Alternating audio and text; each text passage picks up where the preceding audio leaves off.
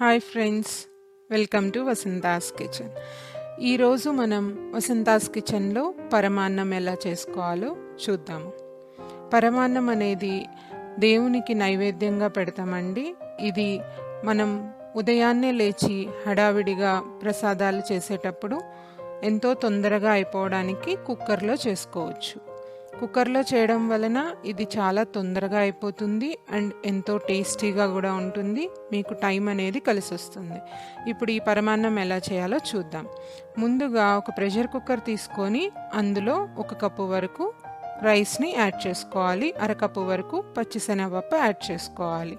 మీరు ఇక్కడ పెసరపప్పు అయినా యాడ్ చేసుకోవచ్చు. దీన్ని 2 సార్లు బాగా వాటర్తో క్లీన్ చేశాక ఇప్పుడు మనం 3 కప్పుల వరకు వాటర్ని యాడ్ చేసుకోవాలి. అంటే 1.5 కప్పు వరకు బియ్యం పచ్చిశనగపప్పుకి 3 కప్పుల వరకు నీళ్లు, ఇంకా 2 కప్పుల వరకు పచ్చిపాలని యాడ్ చేసుకోవాలండి. ఈ పరమాన్నంలో పాలు ఎంత ఎక్కువ యాడ్ చేస్తే మనకు అంత టేస్టీగా అనేది వస్తుంది. ఇప్పుడు కుక్కర్ మూత పెట్టేసి దీన్ని మనం 6 విజిల్స్ వచ్చే వరకు మీడియం ఫ్లేమ్లో కుక్ చేసుకోవాలి. ఇది కుక్ అయ్యేలోపు మనం డ్రై ఫ్రూట్స్ని రోస్ట్ చేసుకోవాలండి. దానికోసం స్టవ్ ఆన్ చేసి కడాయిలో 1/2 కప్పు వరకు నెయ్యిని యాడ్ చేసుకోవాలి. ఇక్కడ కొంచెం ఎక్కువ నెయ్యిని యాడ్ చేసామండి, ఎందుకంటే మిగిలిపోయిన నెయ్యిని తర్వాత మనం పరమాన్నంలో యాడ్ చేస్తాము.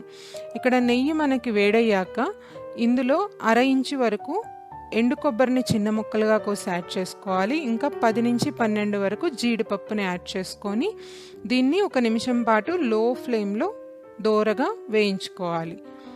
ఆ తర్వాత ఇందులో కొన్ని రైజిన్స్ అంటే కిస్మిస్ని యాడ్ చేసుకోవాలండి. కిస్మిస్ అనేవి తొందరగా మనకి ఫ్రై అయిపోతాయి, అందుకే జీడిపప్పు వేగాక యాడ్ చేసుకున్నాము. స్టవ్ ఆఫ్ చేసుకొని దీన్ని పక్కన పెట్టుకోవాలి. ఇప్పుడు మనకి కుక్కర్ మూత అనేది వచ్చేసింది.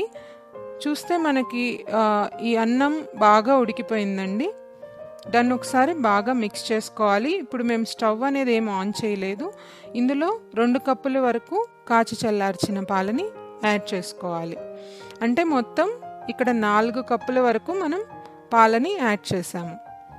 దీన్ని ఒకసారి బాగా మిక్స్ చేసుకున్నాక ఇప్పుడు స్టవ్ ఆన్ చేసి దీన్ని 3 నిమిషాల పాటు లో మీడియం ఫ్లేమ్లో కుక్ చేసుకుంటూ మధ్య మధ్యలో కలుపుకుంటూ ఉండాలి. కొంచెం చిక్కబడుతుంది ఇక్కడ. ఇప్పుడు ఇందులో మనం 1 కప్పు వరకు పంచదారని యాడ్ చేయాలి. ఇంకా 1/3 కప్పు వరకు తరిగిన బెల్లాన్ని యాడ్ చేస్తున్నాము. మీరు కావాలంటే పూర్తిగా చక్కెరైనా యాడ్ చేసుకోవచ్చు, లేదా పూర్తిగా బెల్లం యాడ్ చేసుకుంటే అది బెల్ల పరమాన్నం అవుతుంది. ఆ రెసిపీని మేము డిస్క్రిప్షన్లో పెడతాము. ఇప్పుడు దీన్ని మొత్తం బెల్లం అండ్ పంచదార కరిగే వరకు ఉడికించుకోవాలండి. ఆ తర్వాత రోస్ట్ చేసి పెట్టుకున్న డ్రై ఫ్రూట్స్ని యాడ్ చేసుకోవాలి. అందులో మిగిలి ఉన్న నెయ్యిని కూడా ఇందులో ఇప్పుడు యాడ్ చేసేసుకోవచ్చు. నెయ్యి యాడ్ చేయడం వల్ల మనకి పరమాన్నం అనేది ఇంకా రుచిగా ఉంటుందండి. ఇప్పుడు ఇందులో 1/2 టేబుల్ స్పూన్ వరకు ఉప్పుని యాడ్ చేసుకోవాలి. ఇంకా 1/2 టీ స్పూన్ వరకు ఫ్లేవర్ కోసం ఇలాచీ పౌడర్ని, యాలకుల పొడిని యాడ్ చేసుకున్నాము. దీన్నంతా ఒకసారి బాగా మిక్స్ చేసుకొని స్టవ్ ఆఫ్ చేసుకోవడమే. చూసారా అండి, ఎంత ఈజీగా సింపుల్గా మనకి పరమాన్నం అనేది రెడీ అయిపోయిందో. మీకు ఏ హడావిడి లేకుండా ఈ పరమాన్నాన్ని ఉదయాన్నే చేసుకోవచ్చు, దేవునికి నైవేద్యంగా పెట్టుకోవచ్చు. Hi friends, welcome to Vasantha's kitchen. ఈ వీడియోలో మనం స్వీట్ పొంగల్ ఎలా చేయాలో చూద్దామండి. స్వీట్ పొంగల్ మనకి జనరల్గా పండుగలప్పుడు దేవునికి నైవేద్యంగా పెట్టుకుంటారు. చాలా రుచిగా ఉంటుంది, ఎంతో తొందరగా మీరు చేసుకోవచ్చు. ముందుగా ఒక గిన్నె తీసుకొని అందులో 400 ml వరకు పాలు తీసుకోవాలి. ఇంకా 1 లీటర్ వరకు వాటర్ తీసుకోవాలండి. ఇక్కడ మీరు 1/2 లీటర్ పాలైనా తీసుకోవచ్చు. మేము ఒక 100 ml లాస్ట్లో తీసుకున్నాము. టేస్ట్ చాలా బాగుంటుంది అలా తీసుకుంటే. ఇప్పుడు స్టవ్ ఆన్ చేసి పాలు బాగా బాయిల్ చేయాలి. 1 పొంగు వచ్చేంత వరకు బాయిల్ చేయాలండి.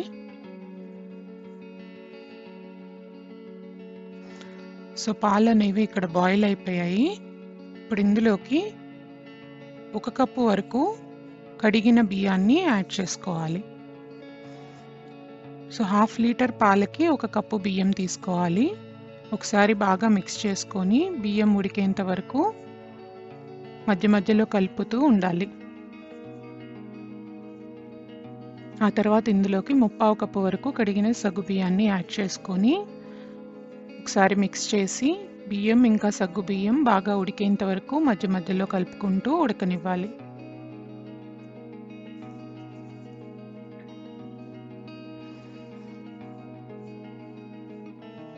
ఆ తర్వాత ఇందులోకి 1 కప్పు వరకు తురిమిన బెల్లాన్ని యాడ్ చేయాలండి. యాడ్ చేసి ఒకసారి మిక్స్ చేసేసి బెల్లం పూర్తిగా కరిగేంత వరకు ఉడకనివ్వాలి.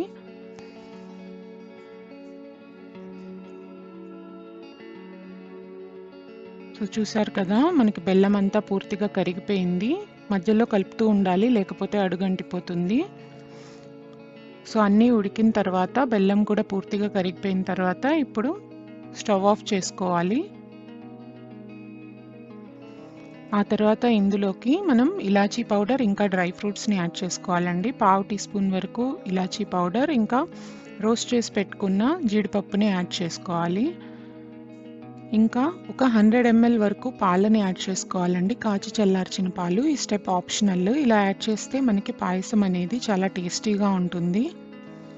ఒకసారి బాగా మిక్స్ చేసుకోవడమే. అంతేనండి, ఎంతో ఈజీగా స్వీట్ పొంగల్ అనేది ఎలా చేయాలో చూసాం కదా. ఈ స్వీట్ పొంగల్ అనేది జనరల్గా ఇలా ప్లెయిన్ పప్పుతోటి తింటారు. పైన ఇంకా నెయ్యి యాడ్ చేసుకొని తింటే టేస్ట్ అనేది చాలా బాగుంటుంది.